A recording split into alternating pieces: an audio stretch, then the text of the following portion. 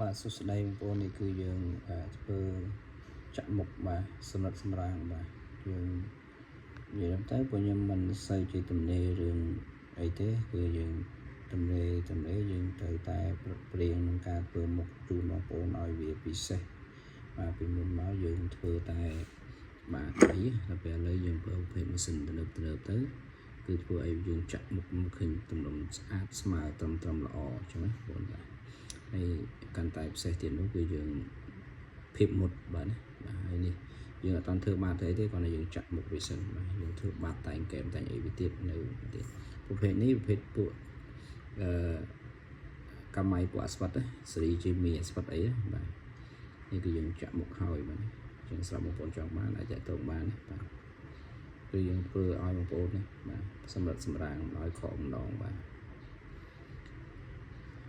សម្រាប់បងប្អូនចង់ជួសជុលចង់ដើរស្វែងចាក់មុខអីអាចទៅបានណាបាទគឺយើងមានទទួលបាទទីតាំងនៅក្រុងបាត់ដំបងបាទចឹងអរគុណច្រើនបងប្អូន